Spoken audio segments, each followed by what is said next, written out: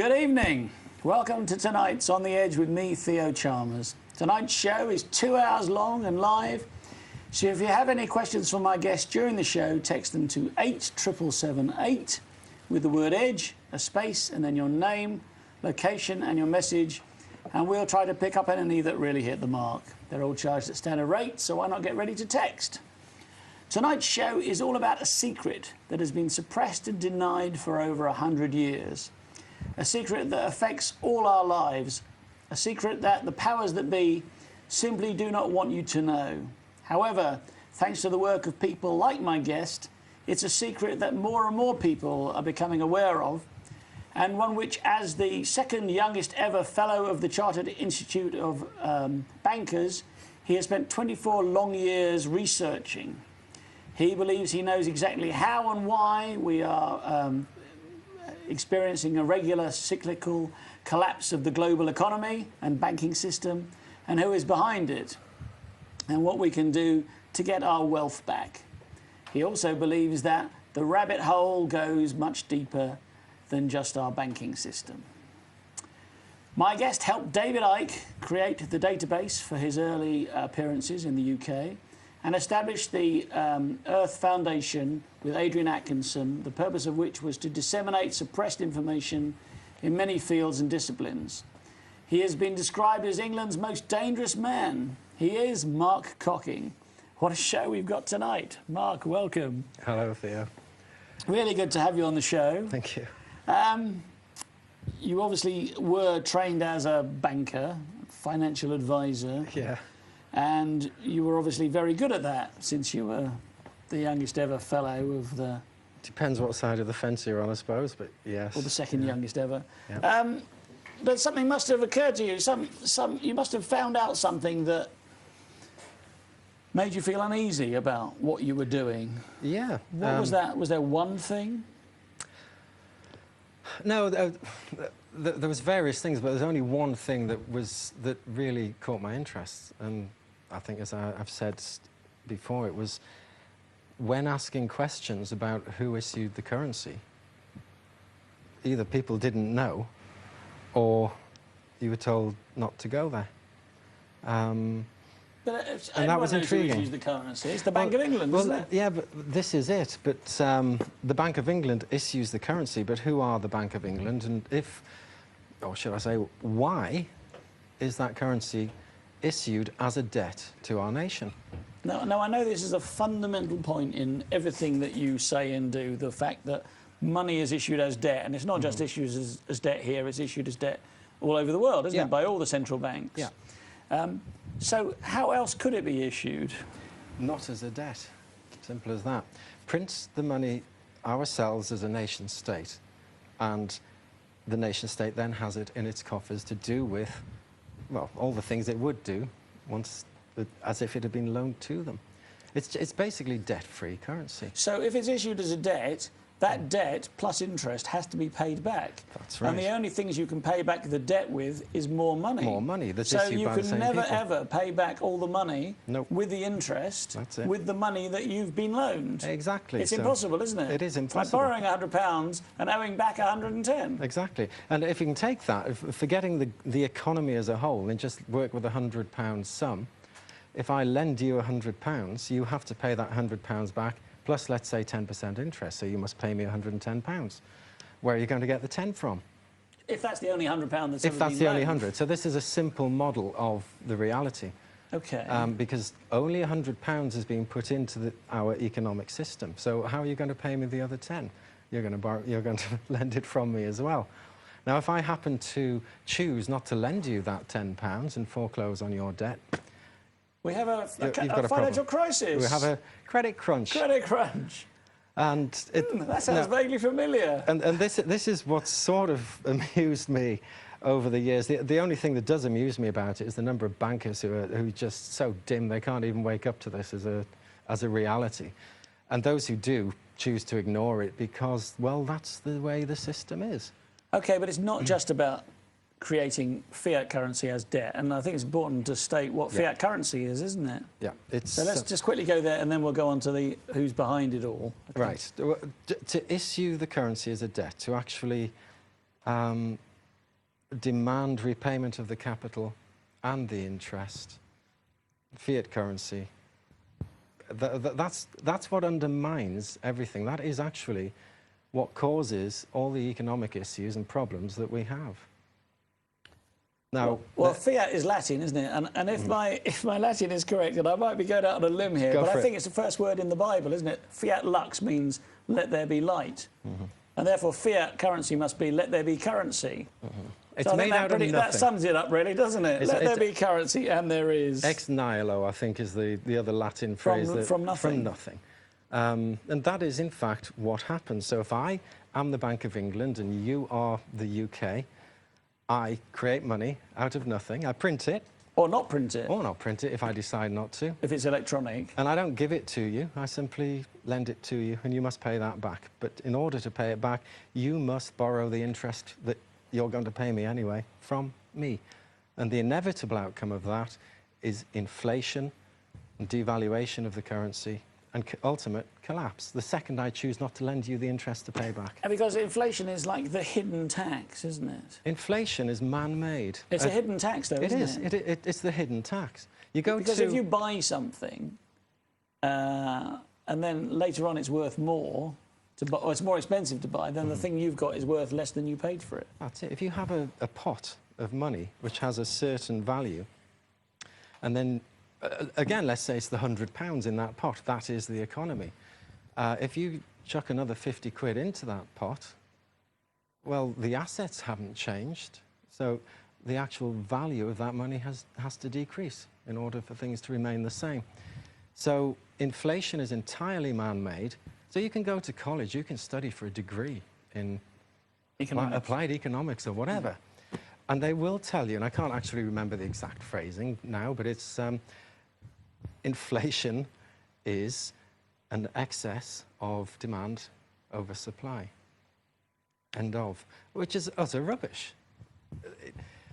Well, I can't add any more words to it. It is utter rubbish because what inflation is the fact that the damn currency was loaned in the first place. So we have a system where there's money that doesn't exist, that's effectively only worth something because people trust it to be worth something. Yeah. And it's made out of thin air and then lent at interest. That's right. To governments and other banks. And it's important to get this. We must trust the currency. If we don't trust the currency, it collapses, obviously. So that's not really an issue. There has to be confidence in the financial system. Now, if someone like me starts talking out within the system, I'll be accused of actually undermining the economy or whatever, which is utter trash because the only thing that undermines the economy is the fact that the bank loaned that money to our nation in the first instance. Well, there was a time when our currency was pegged against gold or sterling, right, yeah. silver. Yeah. Wasn't it? Yeah. So didn't it have some notional... Because it used to say on the banknotes, I promise to pay the bearer on demand £1, but that would be £1 of silver, presumably, would it? That's quite a lot of silver, isn't it? Yeah, it had an asset. You wouldn't buy much silver today with a pound, would you? It had an asset backing, and gold and silver have always been that asset.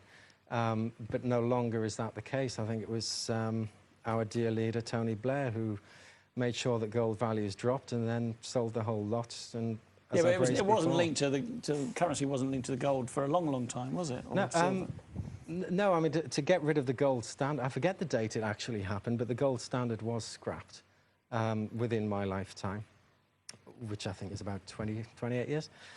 I'd like to think. That's all gone. So there is no asset backing. We still have fiat currency, which is inflating every year. Every day. Every day. And, I mean, the recent thing that the government has done since this credit crunch, you know that they ploughed billions, they printed. They say for the first time we're going to have to print money and put it into the system. What were they doing before that then? But ask them that and you'll just get looked at. This is billions of pounds. They printed it, poured it in to prop up the system in order that it doesn't collapse, because as we all know, quite rationally, it was going down the plug hole. The only way to save it, in their wisdom, was to plough more money in. But there's still a credit crunch. You still can't borrow money. Exactly. not. Well, the banks have chosen not to lend the money. Now, you have your Chancellor out there saying he's telling the banks to lend the money and to give it to small businesses, and what are they doing? Nothing. And why? Because the Chancellor has no power at all over these people, but he wants to create that illusion. And Well, Mayor Rothschild in 1920-something, I think, said that give me the power to print money and I care not who makes the laws. Exactly. I paraphrase, but that sort of thing, basically. Exactly. They have control and power. And if the Prime Minister, who was previously the Chancellor, were sat here now, and I asked him the question about how can you possibly condone the issuance of our currency as a debt, well, he'd probably go into one of his little wobblies and pretend that he didn't know and all that. And if he didn't, he should never have been Chancellor in the first place. He certainly shouldn't be Prime Minister either. The other thing about this, which I find fascinating, on top of the fact that the currency is make-believe anyway, is fractional reserve banking. You want to describe that? Yeah, lend me a tenner. And I'll lend you a mythological tenner then. There you go. You lend me a tenner, and strangely, I can go and lend that out 10 times over. Because actually what it's based on originally is that you might have deposited some gold with me. And on the back of the gold deposits that I was collecting in, I could actually lend out money to others. Because as long as you don't all want your gold back at the same time, I can actually lend it out.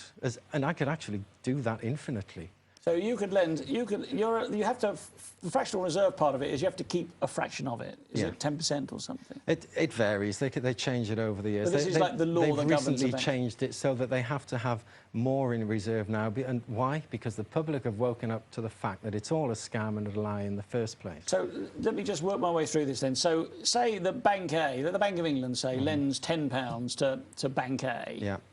And then Bank A keeps £1 and lends £9 to Bank B, then they've therefore made £19 out of that £10. That's right. And Then Bank B B 90p. keeps 90p and lends the rest to Bank C, who keep 80p and so on. and so that £10 has now become, you know, £100. Yeah. The multiplier effect, it can be anything between 10 and 18 times over. And there is a limit set by law, but that limit is arbitrary. It can be changed any time that they want. The long and the short of it is that for every pound that a bank takes in deposits, it can lend it out 10, 15 times over. Now, when you consider that that money was non-existent in the first place, they are earning interest on money that doesn't exist 10 and 15 times over. It makes you wonder how they can enforce a debt. Well, I wouldn't mind a piece of this action, and I'm sure you and our audience over there wouldn't mind a piece of this action. Why can they do that and not us? And we can't. It's illegal, though, isn't it? To lend money you don't own? Yeah, it is actually. Yeah. It's illegal to lend out a loan, and that's actually what everyone is doing if they're issuing loans nowadays. Okay, I'm getting loads of texts in, so I'm going to read a couple out, which I think are quite good. This is Mick in Preston. He says, many firms are buying gold from you nowadays because they realise this is going to be the only thing of value in the future. And Bob in Huntingdon says, why are companies buying up scrap gold and silver? Is it due to 2012? Will the powers to be scrap the paper money? I have trouble linking 2012 with the powers that be scrapping paper money at the minute, although no doubt we'll get there at some point. Okay. People are selling gold, yes, because on the back of the uncertainty, gold is real stuff, to isn't invest it? in gold. Silver will be the same. These things have retained their value. Probably all metals. Yeah, there's various ways of doing it. I mean, if fluffy bunnies happen to be a store of value, then we could all use fluffy bunnies. It really doesn't matter, but gold is accessible. And more to the point, the supply of gold is controllable as well. And guess who controls the supply of gold? De Beers, isn't it? It's the same people and organisations. I know they control diamonds, but I think they control gold. I have mentioned before there is another reason why gold is constantly in such demand and as a resource, but that is moving on into the 2012 thing and the why, or deeper down the rabbit hole, you might say. Okay, so we've looked at fiat currency. We've looked at fractional reserve banking. The real question here is, Key bono, who benefits? Who owns the banks? Great question. I keep getting this question, and you know, one day, I've already tried, but one day I'm going to go into the Bank of England and refuse to leave until they actually tell me. I think you'll probably be arrested. I probably will be, but you know, it gets to the point where you almost go beyond caring about this sort of thing, because who owns the Bank of England? Well, it's... Well, hold on, you're a fellow of the Chartered Institute of Bankers. Mm-hmm. Shouldn't you know? Well, you'd think so, wouldn't you? I'll tell you who owns it, in a way. You can't put names to this, and I'm not going to use names, but I wouldn't mind betting that most people out there are well aware of who's behind this. There are certain families that are behind this, and they are the elite banking families. But with regard to the Bank of England, for example, there is a misunderstanding that it's actually a private institution. Now, the Federal Reserve is a private institution in America. Is privately wholly owned. privately owned. There was an act passed, wasn't there, in 1913, the Federal Reserve Act. And before that, there'd been two, the first Bank of America and the second Bank of America, and they'd been abolished. Yep. And the politicians fought back, but then eventually they were forced to... They were forced to by the bankers. I've got to read this. This is a fantastic quote. We've got 8 minutes, I'm all right. This is a quote from Woodrow Wilson after he signed the Federal Reserve Act in 1913. And he said, it's quite a long quote, so you have to bear with me here. I am a most unhappy man. I have unwittingly ruined my country. A great industrial nation is controlled by its system of credit. Our system of credit is concentrated. The growth of the nation, therefore, and all our activities are in the hands of a few men. We have come to be one of the worst ruled, one of the most completely controlled and dominated governments in the civilized world. No longer a government by free opinion, no longer a government by conviction and the vote of the majority, but a government by the opinion and duress of a small group of dominant men. And how long ago was that? 1913. Years, yeah. So it's just, nothing has changed since then. And if people wake up to this reality, because the implications are fairly simple, but when you're not involved in this, it tends to go over your head. But people are beginning to wake up to it. Well, people were born into this, so it's like you don't question things that have always been there. Especially if you've got your car and your house and all this, until someone comes along and takes it off of you. But going back to the Bank of England, it is not the same as the Federal Reserve, because it is not wholly privately owned. It was nationalised, 1946, I think it was, as a wholly owned company owned by the government, the British government. But that's just a cover story. The whole thing is actually a scam, because if you can show me a nationalised industry that pays its profits to unknown private investors, well, it's not a nationalised industry, is it? And so what you're saying is that although the Bank of England, unlike the Federal Reserve Bank, is officially nationalised, there are shareholders? Or well, if you grab the Bank of England accounts, and I wrote I didn't think they had to produce any. Well, they produced their account. Actually, I've got something here, and I haven't scanned through it, so I don't know if I can find the relevant bit straight away. Yeah. Okay, yeah. Any profits made by the bank in its day-to-day business are paid over to HM Treasury. That's what it says in the Bank of England's accounts. I would question the ambiguity of phrases like day-to-day business and paid over, because if you look in the accounts, you don't find anything paid over. And it says, according to the Banking Act, 46 and 1998, it says half of the profits are payable to the Treasury. Now, I had a letter back from Her Majesty's Treasury when I raised this question with them a few months ago now, and it says it's wholly owned and all the profits are paid to the Treasury. Well, you look in the accounts, it says half the profits are paid to the Treasury. So this is the current accounts say this, do they? Half the profits? Yeah. The Bank of England annual accounts and the Banking Act itself points out that half of the profits are paid to the Treasury. Right. So if you ask the Treasury itself, it says all of the profits from day-to-day business are paid to the Treasury. Well, these are mutually exclusive possibilities, aren't they? So that's it. So we have a government minister who clearly hasn't got a clue about his own job. And you point this out to them and you get absolute silence and nasty men parking outside your flat and annoying you. What, just for writing these letters? You've had a lot of that, have you? Well, yeah, enough to, you know, to put you on edge sometimes. And then it goes on and says, or such other sum as is agreed between the Treasury and the bank. So they pay half of it over, or such other sum as is agreed between the Treasury and the bank. In other words, keep your bloody nose out, you know? Nothing to do with you. The question is, who receives the other half? Or perhaps it just goes back into the funds and of the half bank. of what? And perhaps it just goes into the reserve of the bank. Well, it doesn't show in the accounts as such. So what are you saying then? Are you saying that there is a secret cabal that somehow has a stream of money? Yes. From the Bank of England? Yes. Again, in the accounts, it says the overall, and this is the Bank of England's annual accounts for the last business year. Anyone can check it. The overall effect is that the bank and Her Majesty's Treasury will normally share post-tax profits equally. Do you see the language they're using? And all profits paid to the Treasury, incidentally, are able to be offset by the bank against corporation tax liability anyway. So whatever they're paying over, they're writing off against corporation tax anyway. These are all the technicalities within the accounts, and it sort of backs up the story that although it looks like it's a nationalised company, it's owned privately by unknown people. And don't they have to say in their accounts where this other money goes? Well, no. Why they not? don't. Well, I don't know.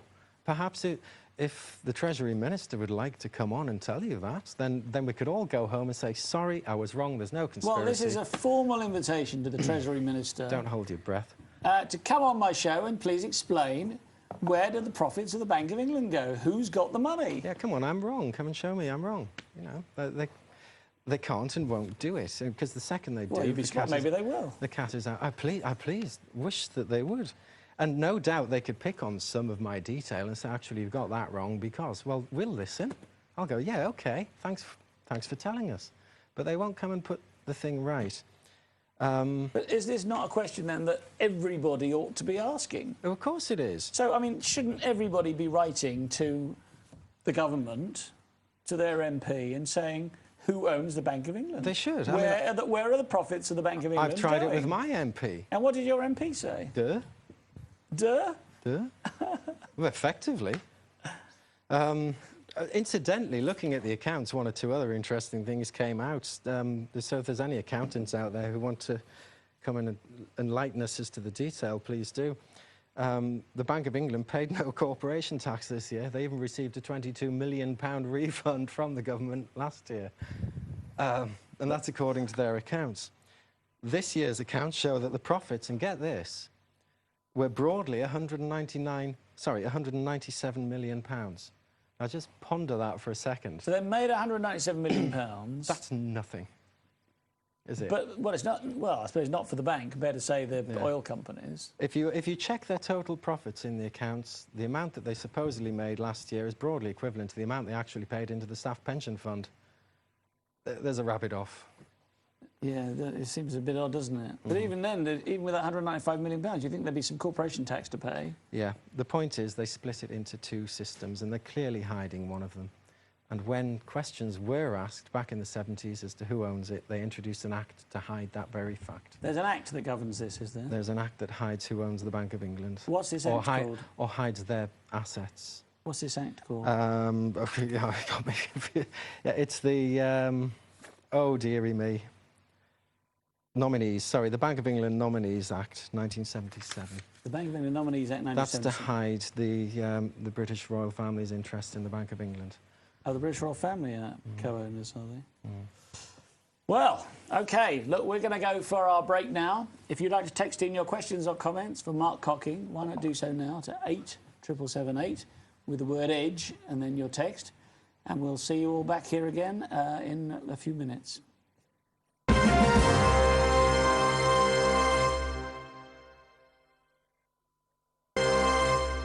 Welcome back to On the Edge with me, Theo Chalmers, and my special guest, Mark Cocking. Mark, just before the break there, we were talking about this act that governed what could be told to us poor people, the public, about the Bank of England. This is the, what was this act I called? did forget the name, but it is the Bank of England Nominees Act 1977. The Bank of England Nominees Act 1977. Mm-hmm. OK. So, what does it say? A lot of rubbish, really, but there's one interesting part in it. It's basically considered undesirable that the disclosure requirements should apply to certain categories of shareholders. Now, when this is quoted within the Act itself, it does beg the question, who are the shareholders in a nationalised company? If you follow the reasoning, they actually quote shareholders. So this is in the Act? Yeah. So they don't name the shareholders there? No, the whole purpose of the Nominees Act was to hide the identity of the shareholders, and in particular, royal participation. Well, how do you know the royal family are shareholders in the Bank of England? I'm not saying they are. I'm saying it's obvious that they are. And if they want to deny it, then all they've got to do is put out a statement and say, we've got nothing to do with the Bank of England.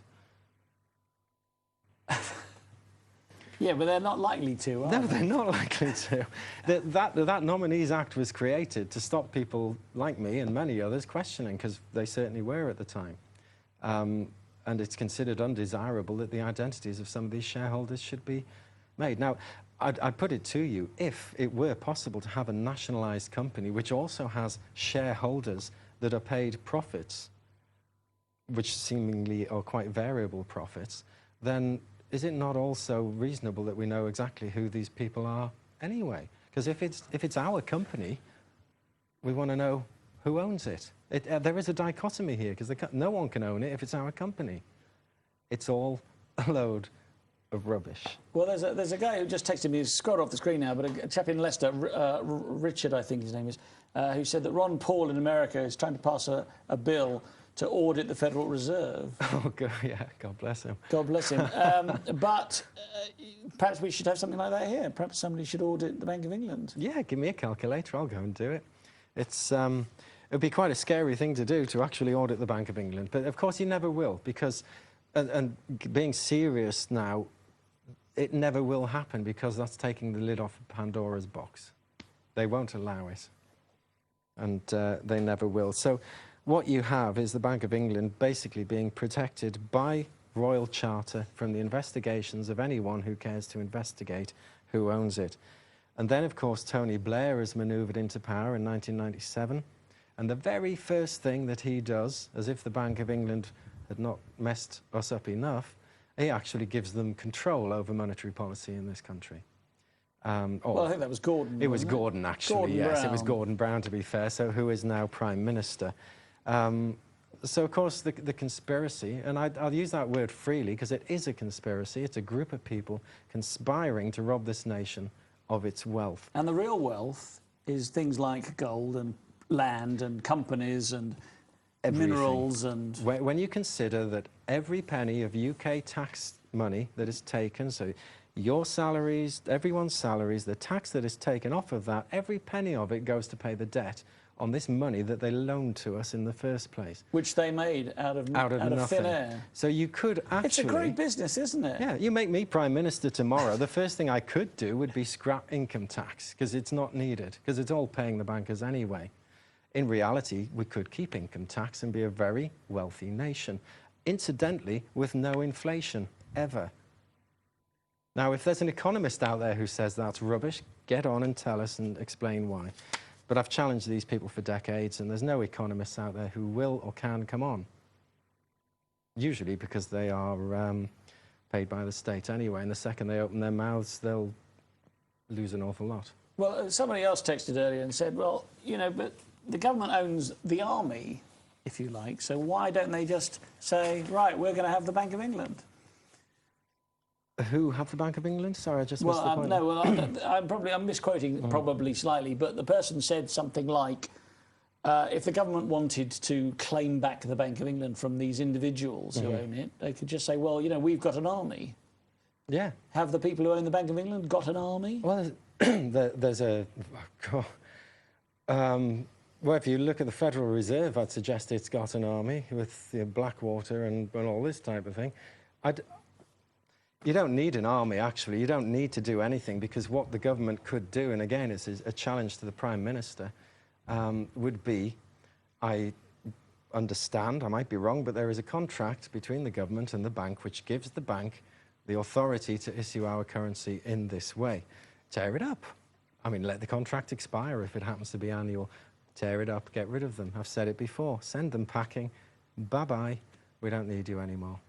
Somebody else texted in and said, do we need money? And I've had a programme here with a guy called Alan Mullion. Oh, no,